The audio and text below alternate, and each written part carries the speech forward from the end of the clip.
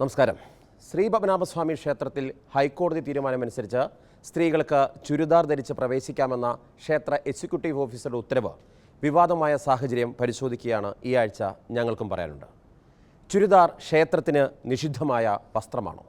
ആചാര അനുഷ്ഠാനങ്ങൾക്ക് അനുസൃതമായ മേൽമുണ്ട് ധരിച്ച് മാത്രമേ ക്ഷേത്രത്തിൽ പ്രവേശിക്കാവൂ എന്ന് ഒരു വിഭാഗം ഭക്തർ പറയുമ്പോൾ കാലഹരണപ്പെട്ട ആചാര രീതികൾ മാറ്റണമെന്ന് മറുവിഭാഗവും വാദിക്കുന്നു. ക്ഷേത്രത്തെ വിവാദങ്ങളിലേക്ക് വലിച്ചിഴയ്ക്കുകയും ദർശനത്തിനെത്തുന്ന ഭക്തരെ ഉപരോധിക്കുകയും ചെയ്യുന്ന സാഹചര്യം ഒഴിവാക്കപ്പെടേണ്ടതല്ലേ? ക്ഷേത്രങ്ങളിൽ കാലാനുസൃതമായി ഉണ്ടാകുന്ന മാറ്റങ്ങൾ അംഗീകരിക്കണമെന്ന ദേവസ്വം മന്ത്രിയുടെ നിലപാട് അംഗീകരിക്കപ്പെടേണ്ടതല്ലേ? വസ്ത്രധാരണ രീതിയും വിശ്വാസവും എവിടെയാണ് ഏറ്റുമുട്ടുന്നത്?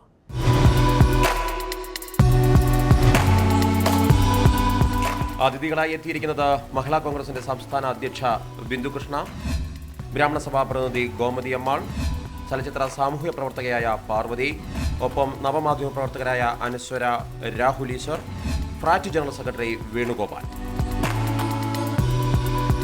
എന്തുകൊണ്ടാണ് ഒരു ക്ഷേത്രത്തിലെ ആചാരത്തിൽ മാറ്റം വേണമെന്ന് ഒരു വിഭാഗം വാദിക്കുന്നത്? അതിനെ ആ മാറ്റം അംഗീകരിക്കില്ല എന്നും പറയുന്നതിൻ്റെ ഒരു സാങ്കത്യം എന്താണ്? ഒരു ക്ഷേത്രത്തിൽ പോകുന്നത് ഒരു വിശ്വാസിയാണ് എന്നുള്ള ഒരു ആദ്യം തന്നെ അതിൻ്റെ ഒരു അടിസ്ഥാനത്തിൽ ഞാനിത് പറയാം.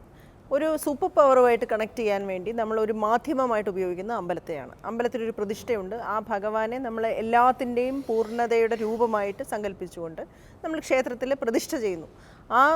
അതിന് ഓരോരുത്തർക്കും ഓരോ സങ്കല്പത്തിലായിരിക്കും. ചിലയിടത്ത് മഹാരാജ്ഞിയായിട്ട്, ചിലയിടത്ത് മഹാരാജാവായിട്ട്, ചിലയിടത്ത് ചെറിയ പെൺകുട്ടിയായിട്ട്, ചിലർ ഇങ്ങനെ പല രൂപത്തിൽ ആണ് സങ്കല്പിച്ചിട്ട് നമ്മൾ രൂപം കൊടുക്കുന്നു. ആ രൂപത്തിലെ ആ ഭഗവതിക്ക് ചേരുന്ന അല്ലെ ഭഗവാന് ചേരുന്ന പ്രാർത്ഥനയും ജപവും നടത്തി നമ്മളൊരു സബ്മിറ്റ് ചെയ്യുകയാണ് നമ്മളെ തന്നെ. അതാണ് ക്ഷേത്രത്തിൻ്റെ ആചാരം. ഇവിടെ മാർത്താണ്ഡ മഹാരാജാവ് അല്ലെ പത്മനാഭസ്വാമി ക്ഷേത്രം കിട്ടിയപ്പോൾ മഹാരാജാവായിട്ടാണ് സങ്കല്പിച്ചിരിക്കുന്നത്. അപ്പോൾ അവിടെ നമ്മൾ മേൽമുണ്ട എടുത്ത് വരയിൽ കെട്ടുകയും അല്ലെങ്കിൽ നല്ല വസ്ത്രങ്ങൾ ധരിച്ച് നമ്മൾ വിവാഹത്തിന് ഇപ്പോൾ നമ്മൾ സ്വന്തം കല്യാണത്തിന് പോകുമ്പോഴത്തേക്ക് നമ്മൾ കല്യാണം കഴിക്കാൻ പോകുമ്പോൾ നമ്മൾക്കൊരു ആചാരമുണ്ട്. സാരി കൊടുത്ത് കല്യാണം കഴിക്കാനാണ് നമുക്കിഷ്ടം. ചുരിദാർ ഇട്ട് കല്യാണം കഴിക്കുന്നതിന് തെറ്റൊന്നും ഇല്ലെങ്കിലും നമ്മൾ കല്യാണത്തിന് പോകുമ്പോൾ നമ്മൾ ഫോർമൽ ഡ്രസ്സ് ഇടും. അപ്പോൾ അതേപോലെ ഒരു ചിട്ടയും ശീലവുമാണ് ആ ക്ഷേത്രത്തിൽ. കാരണം ഭഗവാനെ കാണാൻ പോകുമ്പോൾ അത്രയും ബഹുമാനം, ആദരം, അത്രയും ആലോചന, അതിന് മുമ്പിലുള്ള സമർപ്പണം എല്ലാം കൂടി ചേർന്നാണ് ആ ഒരു ക്ഷേത്ര ദർശനം.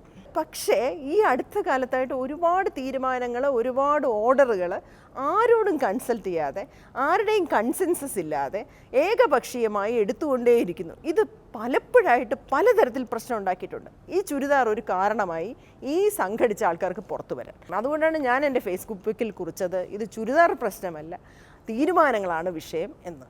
ചുരിദാർ അംഗീകരിക്കാം. ചുരിദാർ ഒരു നല്ല വസ്ത്രമാണ്. ഇന്ന് ഇപ്പോൾ നടക്കുന്ന വേഷം എന്ന് പറഞ്ഞാൽ ഈ ഭയങ്കര ലോ കട്ട് വേഷങ്ങൾ, പിന്നെ ഭയങ്കര വൃത്തിയായിട്ട ജീൻസ്, അതിൻ്റെ പുറത്തോട്ട് മുണ്ടുമൊക്കെ ഇട്ട് അത് ചിരി വരും. ഒരു പേര് പോലും ഇടാൻ വയ്യാത്ത വേഷം ഇട്ടുകൊണ്ടാണ് ആൾക്കാർ വരുന്നത്. അതുവരെ നമ്മൾ സഹിക്കുന്നില്ല. ആരും അതിനെക്കുറിച്ചൊന്നും പറയുന്നില്ല. അതെന്താ പറയുക, ഒരു രണ്ട് ഗ്രൂപ്പിലാണ് അവിടെ പത്മനാഭസ്വാമി ക്ഷേത്രത്തിലെ ആൾക്കാർ. ഒന്ന് ടൂറിസ്റ്റുകളാണ്, എവിടെ സ്വർണം എന്ന് ചോദിച്ചു വരുന്ന ഒരു വലിയ വിഭാഗമുണ്ട്. എവിടെയാണ് ഭഗവാനെ നോക്കുമ്പോഴും എവിടെയാണ് കാശ്, ഒന്നും കാണുന്നില്ലല്ലോ എന്ന് പറഞ്ഞുകൊണ്ട് പോകുന്നവരും, ഭഗവാനെ മാത്രം കാണണം എന്ന് പറഞ്ഞ് മുഖം കാണിക്കാൻ വരുന്ന ഒരു അവർക്ക് അവിടെ ഒരു വലിയ റോൾ ഉണ്ടായിരുന്നു ഇത്രയും കാലം. ഇപ്പോൾ അതിനൊന്നും മൈൻഡ് ചെയ്യാത്ത രീതിയിൽ ഒരു ഏകപക്ഷീയമായ ഒരു ഹിറ്റ്ലർ രീതി.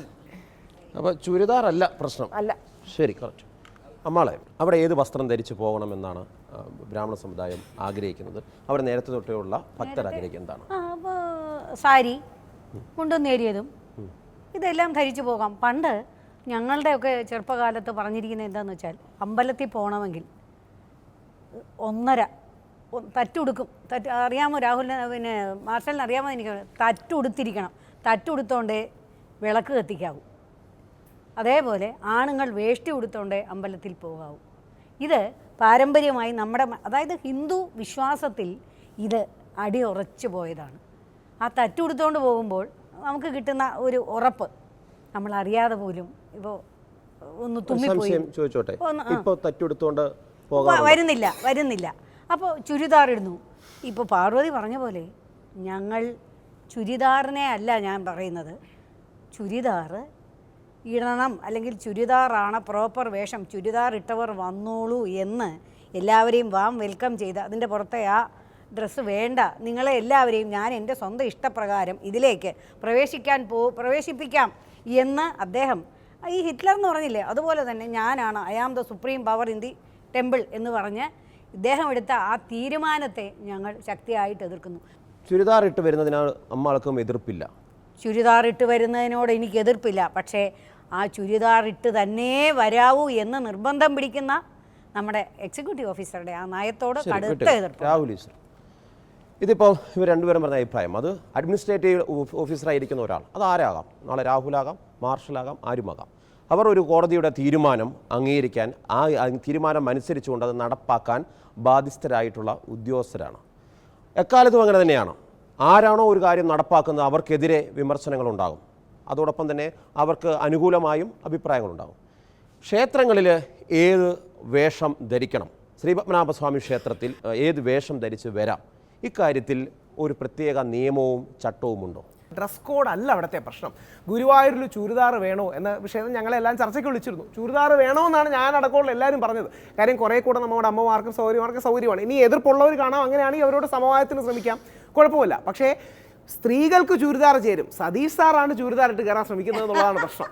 അതിവിദഗ്ധമായി ചുരിദാർ എന്ന മുഖംമൂടി ഉപയോഗിച്ചുകൊണ്ട് ഒരു പ്രീസിഡൻസ് ക്രിയേറ്റ് ചെയ്യാൻ ശ്രമിക്കുകയാണ്. അതായത് ആർക്കാണ് ഇതിൽ അധികാരമെടുക്കാനുള്ള അവകാശം, എനിക്കാണ് എന്ന് വരുത്തി തീർക്കാൻ സ്ത്രീ വിഷയങ്ങളെയും ചുരിദാറിനെയും ലിബറൽ പുരോഗമനം എന്ന് വിളിക്കുന്ന കാര്യങ്ങളെ ആയുധമാക്കിയെടുത്ത് ഇങ്ങനെ പറഞ്ഞാൽ ക്ഷേത്രത്തിൽ ചുരിദാർ ധരിച്ചുകൂടെ എന്ന് ചോദിച്ചാൽ സാധാരണ 99% ചെയ്തോട്ടെ, അതിനൊന്നും പ്രശ്നമില്ല, കാലം മാറിയല്ലോ.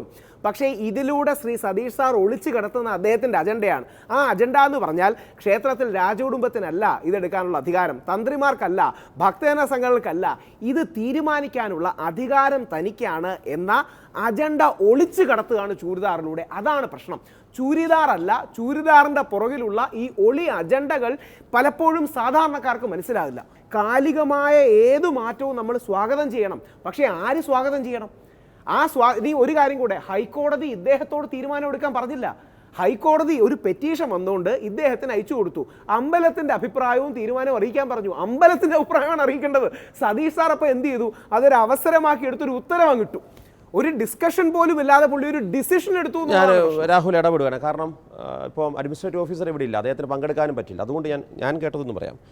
അവരെ ഹീർ ചെയ്യണം എന്നാണ് പറഞ്ഞത്, കേൾക്കണം. ക്ഷേത്ര ഭാരവാഹികളെയും അതോടൊപ്പം കക്ഷിയുടെയും എക്സിക്യൂട്ടീവ് ഓഫീസറെയും അവരെ ഒന്ന് കേൾക്കണം എന്നുള്ളൊരു അഭിപ്രായമാണ് പറഞ്ഞത്.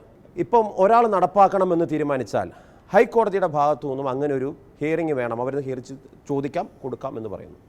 Hindu religion institution act 53 Padmanabhaswamy ക്ഷേത്രത്തെക്കുറിച്ചുള്ള ചരിത്രം പറയുന്നതിനകത്ത് അതിന് പറയുന്നുണ്ട്. അതിനകത്ത് ഡീസൻറ്റ് ഡ്രസ്സ് എന്ന് മാത്രമാണ്. എന്തായാലും സ്വാഭാവികം എന്നെക്കാളും വിഷയം പഠിച്ചിട്ടുള്ള ആളായിരിക്കണം രാഹുൽ. അതിനകത്ത് പറയുന്നത് അത്ര മാത്രമാണ്. അതുകൊണ്ട് തന്നെ അതിനകത്തൊരു തർക്കം ഇവരെ കേൾക്കുന്നു. ആ ഓഫീസർ എക്സ് ഓർ വൈ, ചർച്ച ഒരു വ്യക്തി കേന്ദ്രിതമായി പോകുന്നു എന്ന് തോന്നിയുകൊണ്ട് ഞാൻ പറയാം, ആ ഉദ്യോഗസ്ഥനെ നടപ്പാക്കാൻ ശ്രമിക്കുമ്പോൾ ഇവിടുത്തെ പ്രശ്നം ചുരിദാർ ധരിച്ചെത്തുന്നവരെ പടിഞ്ഞാറേ നടയിൽ തടയുകയാണ്. ഒരു ജനാധിപത്യ രാജ്യത്തിൽ അതെത്രമാത്രം ശരിയാണ്? ഒന്ന്, പോളിസി വൈസ്, അതായത് രാഷ്ട്രീയപരമായി നയപരമായി നമ്മുടെ നാട്ടിലെ അമ്പലങ്ങളും പള്ളികളും ഒക്കെ ഉണ്ട്. എല്ലാത്തിനും അതിൻ്റെതായ വിശുദ്ധിയുണ്ട്. നമ്മളെല്ലാം ബഹുമാനിക്കുന്ന പള്ളിയാകട്ടെ അമ്പലമാകട്ടെ അവർക്കൊരു സ്വയംഭരണത്തിനുള്ള അധികാരമുണ്ട്. ഞാൻ വത്തിക്കാനിൽ പോയിട്ടുണ്ട്. വത്തിക്കാനിൽ സ്ലീവ്ലെസ് കയറ്റില്ല, ഷോർട്ട് സ്കേർട്ട് കയറ്റില്ല. ഈ ഇൻസ്റ്റിറ്റ്യൂഷണലൈസ്ഡ് ആയിട്ടുള്ള സെറ്റപ്പുകളുടെ അജണ്ട എന്ന് പറഞ്ഞാൽ ആർട്ടിക്കിൾ 25 താഴെ നിന്ന് അമ്പലങ്ങളും പള്ളികളും ആർട്ടിക്കിൾ 14 കൊണ്ടുപോകണം. ഇത് പൊതു സ്ഥലങ്ങളാക്കണമെന്നുള്ളതാണ് ഇവരുടെ അജണ്ട. ഞങ്ങൾ പറയുന്നത് ഇത് പൊതു ആരാധനയ്ക്കുള്ളതാണ്, ഇത് പബ്ലിക് വർഷിപ്പിനുള്ളതാണ്, പബ്ലിക് പ്ലേസ് അല്ല. അതുകൊണ്ട് ഈ private space of the deity, അമ്പലമാകട്ടെ അല്ലെങ്കിൽ പള്ളിയാകട്ടെ ഹാജിയലി ആകട്ടെ ശബരിമലയാകട്ടെ പ്രൈവറ്റ് സ്പേസ് ആണെന്നുള്ളതാണ് ഞങ്ങളുടെ കൺസർവേറ്റീവ് എന്ന് വിളിക്കുന്ന റൈറ്റ് ഓഫ് സെൻറ്റർ എന്നൊക്കെ വിളിക്കുന്ന ഒരു വലത് വ്യാഖ്യാനം. ഇത് പ്രൈവറ്റ് സ്പേസ് ആണെന്നുള്ളതാണ്. ഒരു തീവ്ര ഇടതിൽ നിൽക്കുന്നവരാണ്, നല്ല ഇടതിൽ പോലുമല്ല, തീവ്ര ഇടതിൽ നിൽക്കുന്നവർ ഇത് പബ്ലിക് സ്പേസ് ആക്കണം എന്ന ആംഗിൾ ഉള്ളവരാണ്. ഇതിനെയാണ് ഞങ്ങൾ ഈ അജണ്ടകളിലൂടെ എതിർക്കുന്നത്. അമ്പലങ്ങൾ ഭക്തജനങ്ങൾക്കുള്ള സ്ഥലങ്ങളാണ്, പൊതുസ്ഥലങ്ങളല്ല. അനശ്വര, ആരാധനാലയങ്ങൾ പൊതുവിടമാകുന്നത് തടസ്സപ്പെടുത്തുന്നുണ്ട്, അല്ലെങ്കിൽ അത് പാടില്ല എന്ന് പറയുന്നു. 2, ചുരിദാറല്ല. എനിക്ക് തോന്നുന്നത് മനസ്സിലാകുന്ന രാഹുലൂടെ പറഞ്ഞു തീരുമ്പോൾ ചുരിദാറല്ല ഇവിടുത്തെ പ്രശ്നം. ചുരിദാർ ഒരു പ്രശ്നമായിട്ട് തോന്നിയിട്ടുണ്ടോ ക്ഷേത്രത്തിൽ കയറുന്നതിന്? എൻ്റെ അഭിപ്രായത്തിൽ ഇവിടെ വന്ന ചർച്ചയിൽ നേരത്തെ സംസാരിച്ചാലും ഒന്നത് നടപ്പാക്കിയ ആളുമായി ക്ഷേത്ര സമൂഹത്തിനോ ഭക്തജനങ്ങൾക്കുള്ള ഒരു ഇഷ്യൂ അവിടെ നിലനിൽക്കുന്നുണ്ട്. അത് ഈ തീരുമാനത്തെ വലിയ തോതിൽ ബാധിച്ചിട്ടുണ്ട്. 2, ഇപ്പോൾ ചേച്ചി പറഞ്ഞ പോലെ സർവ്വചരാചര രക്ഷകൻ എന്നൊക്കെയാണ് നമ്മൾ ദൈവം എന്നുള്ള കൺസെപ്റ്റിനെ കാണുന്നത്. അങ്ങനെയുള്ള ഒരാൾക്ക് മുമ്പിൽ വരുന്ന ഒരാൾ എന്ത് ധരിക്കണം എന്നുള്ളതിലുപരി ആളുടെ മനസ്സെന്താണ്, ആളുടെ ലക്ഷ്യം എന്താണെന്നുള്ളതൊക്കെ ആയിരിക്കും ഭഗവാന് കുറച്ചും കൂടി ആക്സെപ്റ്റബിൾ ആയിട്ടുള്ള, അല്ലെങ്കിൽ നമ്മൾ അങ്ങനെ ആയിരിക്കണം, നമ്മൾ എന്ത് ധരിക്കുന്നു എന്നുള്ളതിലുപരി നമ്മൾ എന്താണ് ചെയ്തുകൊണ്ടിരിക്കുന്നതൊക്കെ ആയിരിക്കണം ഇമ്പോർട്ടൻ്റ് എന്ന് ഞാൻ വിചാരിക്കുന്നത്. അപ്പോൾ നമ്മൾ അപ്പുറത്തോ ഇപ്പുറത്തോ നിൽക്കുന്ന ആൾ എന്ത് ധരിച്ചാലും നമ്മളെ അത് എഫക്റ്റ് ചെയ്യേണ്ട കാര്യമില്ല. കാരണം നമ്മൾ സമർപ്പിക്കുകയാണല്ലോ. അപ്പം മറ്റുള്ളവരുടെ കാര്യത്തിൽ അത് എനിക്ക് തോന്നുന്നില്ല അതൊരു ഇഷ്യൂ ആക്കണമെന്ന്. ഇതിപ്പോൾ ഒരു ക്രമസമാധാന പ്രശ്നമായി ക്ഷേത്രത്തിലേക്ക് മാറുകയാണോ ഈ ചുരിദാർ എന്നുള്ളത്? അത് ക്രമസമാധാന പ്രശ്നമാകുന്നതിൻ്റെ പ്രധാന കാരണം നമ്മൾ തൊട്ട് കളിച്ചിരിക്കുന്നത് എവിടെയാണെന്ന് നോക്കണം. നമ്മൾ തൊട്ടിരിക്കുന്നത് വിശ്വാസത്തിലാണ്. വിശ്വാസം എന്ന് പറയുന്നത് ഒരു മനുഷ്യൻ്റെ മനസ്സിനകത്തിരിക്കുന്ന സാധനമാണ്. അല്ലാതെ അതിനകത്ത് റാഷണാലിറ്റി ഒന്നുമില്ല. അതിനകത്ത് പൂർണ്ണമായ റാഷണാലിറ്റി നമുക്ക് കൊണ്ടുവരാനും പറ്റില്ല. നമുക്ക് പാർലമെൻറ്റിൽ നമുക്ക് ഡിസ്കഷൻ നടത്താൻ, ഡിബേറ്റ് നടത്താൻ, പല കാര്യങ്ങൾ നടത്താം. ഞാൻ ഒരു ഉദാഹരണം പറയും. ഒരു സ്ത്രീ മഞ്ഞ നൂലാണ് താലിയായിട്ട് കെട്ടിയിരിക്കുന്നത്. അവരോട് പെട്ടെന്ന് പറയുകയാണ്, ഇന്ന് മഞ്ഞ നൂലൊക്കെ അഴിച്ചു എത്ര നാളായി, ഇതിപ്പോൾ സ്വർണ്ണം ഞാൻ ഒരെണ്ണം തരാം, അല്ലെങ്കിൽ വെള്ളി തരാം, നിങ്ങളതെടുത്ത് അഴിച്ചു കളഞ്ഞ് കെട്ടാൻ പറഞ്ഞാൽ ചിലപ്പോൾ നമുക്ക് അടി വാങ്ങിക്കും. അവിടെയാണ് ക്രമസമാധാനം. നിങ്ങൾ തൊട്ടത് എവിടെയാണ്? അവരുടെ വിശ്വാസത്തിലാണ്. അവരുടെ കുടുംബത്തിൻ്റെ ആ ഒരു കെട്ടുറപ്പിൻ്റെ വലിയൊരു വിശ്വാസം അവർക്കുണ്ട്, അല്ലെങ്കിൽ ഭർത്താവുമായിട്ടുള്ളൊരു കെട്ടുറപ്പിൻ്റെ വലിയ വിശ്വാസം. ആ വിശ്വാസത്തിൽ നിങ്ങൾ കയറി ചുമ്മാ അങ്ങ് തോണ്ടുകയാണ്. അങ്ങനെ തോണ്ടാൻ പറ്റില്ല. അങ്ങനെ ആര് തോണ്ടുന്നു അവൻ ചിലപ്പോൾ അടി വാങ്ങിക്കും. അവിടെ ക്രമസമാധാന പ്രശ്നം ഉണ്ടാകും. ഇവിടെ എല്ലാവരും പറഞ്ഞ സത്യമാണ്. ചുരിദാർ എന്താ കുഴപ്പമെന്ന് ചോദിച്ചാൽ ഒരു കുഴപ്പമില്ല. പക്ഷേ അത് 500 വർഷം, ഈ പത്മനാഭസ്വാമി ക്ഷേത്രത്തിന് എത്ര പഴക്കമുണ്ട്? ആൻറ്റിക്വിറ്റി എന്നാണ് പറയുന്നത്. അതിന് അറിയാൻ പറ്റില്ല എന്താ എത്ര വർഷം പഴക്കമെന്ന്. ഇത് ഇത്രയും 300 അല്ലെങ്കിൽ 500 വർഷമായിട്ട് തുടരുന്ന ഒരു പാരമ്പര്യത്തിൽ ഒരു ദിവസം രാവിലെ ഒരു എക്സിക്യൂട്ടീവ് ഓഫീസറോ അല്ലെങ്കിൽ ഈവൻ കോടതി വളരെ ബുദ്ധിപൂർവ്വമാണ് ചെയ്തിരിക്കുന്നത്. കോടതിയെ തെറ്റ് പറയാൻ പറ്റില്ല. കോടതി വളരെ പക്വതയോടെയാണ് അത് പറഞ്ഞിരിക്കുന്നത്. അത് ഒരു കൺസേൺഡ് ആൾക്കാരുമായിട്ടൊക്കെ ഒരു ഡിസ്കഷൻ നടത്തി. അപ്പോൾ ആ ഡിസ്കഷൻ വരുമ്പോൾ ഇതുപോലത്തെ കാര്യങ്ങളൊക്കെ വരും, വേണോ വേണ്ടോ, അല്ലെങ്കിൽ ഒറ്റ ദിവസം രാവിലെ ഞാൻ ഗേറ്റ് തുറന്നിടക്കല്ലേ ഇന്ന്. Before the God every one is equal. അതിന് വേണ്ടിയിട്ടാണ് ഈ എല്ലാവരും മുണ്ടെടുത്തുകൊണ്ട് ചെല്ലണം, എല്ലാവരും വെളുത്ത വസ്ത്രം തന്നെ ധരിച്ചുകൊണ്ട് ചെല്ലണം എന്നൊക്കെ പറയുന്നതിനാണ്. അവിടെ നിൽക്കുമ്പോൾ ഒരുത്തി നല്ല തിളങ്ങുന്ന ചുരിദാർ, ഇവിടെ മങ്ങിയ ചുരിദാർ, അവിടെ പച്ച ചുരിദാർ, ഇവിടെ ചുവന്ന ചുരിദാർ, ഇവിടെ ഒരുത്തൻ ഒറ്റ മുണ്ട് കൊടുത്തുകൊണ്ട് നിൽക്കും. ഇങ്ങനെ വ്യത്യസ്തങ്ങൾ പാടില്ല എന്നുള്ളതും അതിനകത്തൊരു ഘടകമാണ്. എങ്ങനെയാണ് ചേച്ചി ഇത് കാണുന്നത്? ഇത് ചുരിദാർ ധരിച്ച് ക്ഷേത്രത്തിൽ കയറിയാൽ കുഴപ്പമുണ്ടോ? ഭഗവാന് പ്രശ്നമില്ല എന്ന് വിശ്വസിക്കുന്ന ഒരു വ്യക്തിയാണ് ഞാൻ. പിന്നെ ഇത്തരം നിയമങ്ങളും ആചാരങ്ങളും ഒക്കെ രൂപീകരിക്കുകയും അല്ലെങ്കിൽ അതുണ്ടാക്കുകയും അതിനെ പിന്തുടരുകയും ചെയ്യണമെന്ന് ആഗ്രഹിക്കുന്നവർക്ക് പ്രശ്നം ഉണ്ടാകും. സ്ത്രീകൾ കാലഘട്ടത്തിനനുസരിച്ച് എല്ലാവരും മാറണം. ക്ഷേത്രത്തിലെ ആചാരങ്ങൾ ഒരുപാട് മാറിയിട്ടുണ്ട്. അദ്ദേഹത്തിൻ്റെ വാക്കുകളിൽ നിന്ന് കേട്ടത്, അവിടെ ചെല്ലുമ്പോൾ ആ ഒരുത്തി തിളക്കമുള്ള ചുരിദാർ, മറ്റൊരുത്തി തിളക്കം കുറഞ്ഞ ചുരിദാർ, അതിപ്പോഴും നടക്കുന്നു സഹോദര. കാരണം ഈ ചുരിദാറിൻ്റെ ഇവിടെ മാത്രമേ മറയ്ക്കുന്നുള്ളൂ, വെള്ളമുണ്ട് നമ്മൾ ഇവിടുന്ന് കൊടുക്കുന്നുള്ളൂ. ഈ ചുരിദാറിൻ്റെ മിനുക്കവും മറ്റു കാര്യങ്ങളും എല്ലാം ഉള്ള മുകളിലാണ്.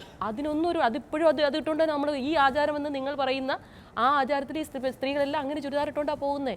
പക്ഷേ ആ ആചാരം കൊണ്ട് എന്ത് പ്രയോജനം? ഇവിടം തൊട്ട് മുണ്ട് വെച്ച് കെട്ടിയാൽ എന്താണ് അവിടെ മറയുന്നത്? ക്ഷേത്രത്തിൻ്റെ കൺസെപ്റ്റ് യുക്തിസഹമല്ല എങ്കിൽ കാലഘട്ടത്തിനനുസരിച്ച് നമ്മൾ മാറ്റുന്നതാണ്. ക്ഷേത്രാചാരങ്ങളെയും ഒക്കെ മാനിക്കുന്നുവെങ്കിൽ. പിന്നെ സതി നിരോധിച്ചപ്പോൾ അന്നുണ്ട് നമ്മുടെ പൂർവ്വസൂരികളായ അമ്മമാരും സഹോദരിമാരും അതിൻ്റെ ദുരിതങ്ങൾ ഏറെ അനുഭവിച്ചതാണ്. അന്നത്തെ കാലത്ത് സതി രാജാറാം മോഹൻ റോയെ പോലെയുള്ളവർ അദ്ദേഹത്തിൻ്റെ അനുയായികളെ ഇതിനുവേണ്ടി പ്രസംഗിക്കുകയും പ്രവർത്തിക്കുകയും ചെയ്തപ്പോൾ അവരെ അടച്ചാക്ഷയിച്ച് അപമാനിച്ച് ചരിത്രത്തിൻ്റെ പുനർവായനയിലൂടെ നമുക്കത് മനസ്സിലാകും. ആരും ഇത് കേട്ടുടനെ സതി നിർത്തി എന്ന് പറഞ്ഞില്ല. മുഴുവൻ യാഥാസ്ഥികരും അതിനെ അടച്ചാക്ഷേപിച്ച് എതിർത്തുകൊണ്ടാണ് വന്നത്. അതുപോലെ തന്നെ മാറുമറിക്കൽ സമരം 3 പതിറ്റാണ്ട് ഈ സംസ്ഥാനത്ത് നിലനിന്നത്. വൈക്കം സത്യാഗ്രഹത്തിൻ്റെ ഏറ്റവും പ്രധാനപ്പെട്ട നേതാവായിരുന്ന ശ്രീ ടി കെ മാധവൻ, അദ്ദേഹത്തിൻ്റെ ഭാര്യ, അവർ ബ്ലൗസ് ഇടണമെന്ന് ആഗ്രഹം പ്രകടിപ്പിച്ച്, പലരും അങ്ങനെയുള്ള ബ്ലൗസ് ഇടുന്നുണ്ട്, അവർക്കും ആഗ്രഹം വന്നു. അവർ ബ്ലൗസ് ഇട്ടു. അവരുടെ അമ്മായിയമ്മ ഉമ്മിണിയമ്മ മടൽ വെച്ച്, അക്ഷരാർത്ഥത്തിൽ കവളിമടൽ നമ്മുടെ നാട്ടിൻപുറത്ത് പറയും, കവളിമടൽ ഇട്ടിട്ടാണ് അവരെ അടിച്ചത്. ആ ഉമ്മിണിയമ്മയ്ക്ക് ബ്ലൗസിനോട് വിരോധമല്ല. നമ്മുടെ നാട്ടിൽ നടക്കുന്നത് ഇങ്ങനെയാണ്, ഇടാൻ പാടില്ല. അയിത്ത ജാതിക്കാർ ബ്ലൗസ് ഇടാൻ പാടില്ല, മാറ് മറയ്ക്കാൻ പാടില്ല.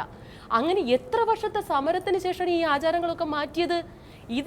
ഇതിൽ യാതൊരു ദുരുദ്ദേശമില്ല. ശ്രീപത്മനാഭസ്വാമി ക്ഷേത്രം എന്ന് പറയുന്നത് പത്മനാഭദാസന്മാരുടേതായി മാത്രം കണ്ടിരുന്ന ഒരു കാലഘട്ടവും ആ അമ്പലവാസികളും പരിസരത്തുള്ള ആളുകൾ മാത്രം ആരാധിച്ചിരുന്ന ഒരു കാലഘട്ടം ഉണ്ടായിരുന്നു. ഇപ്പം അതല്ല.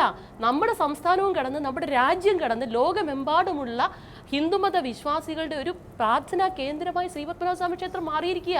വടക്കേ ഇന്ത്യയിൽ നിന്നുള്ള ആളുകളെ കൂടുതൽ അവിടെ വരുന്നത്. അവർ ഭൂരിപക്ഷം പേരും ചുരിദാർ ഇട്ടുകൊണ്ടാണ് വരുന്നത്. ഗുരുവായൂർ ക്ഷേത്രത്തേക്കാൾ കൂടുതൽ ആളുകൾ പുറത്തുനിന്ന് വരുന്നത് ശ്രീപത്മനാഭസ്വാമി ക്ഷേത്രത്തിലാണ്. അപ്പോൾ അത് അവരുടെ സൗകര്യം നമ്മൾ നോക്കണ്ടേ? എക്സിക്യൂട്ടീവ് ഓഫീസർ അത് ചെയ്യാൻ പാടില്ല. എക്സിക്യൂട്ടീവ് ഓഫീസറായിട്ട് നിങ്ങൾക്ക് എന്തെങ്കിലും പ്രശ്നമുണ്ട്, അത് ഹൈക്കോടതിയിൽ വേറെ എവിടെയാണെന്ന് വെച്ചാൽ തീർക്ക്. അത് ഈ സ്ത്രീകളെ അമ്പലത്തിൽ തൊഴാൻ വരുന്ന സ്ത്രീകളെ തടഞ്ഞിട്ടാണോ തീർക്കേണ്ടത്?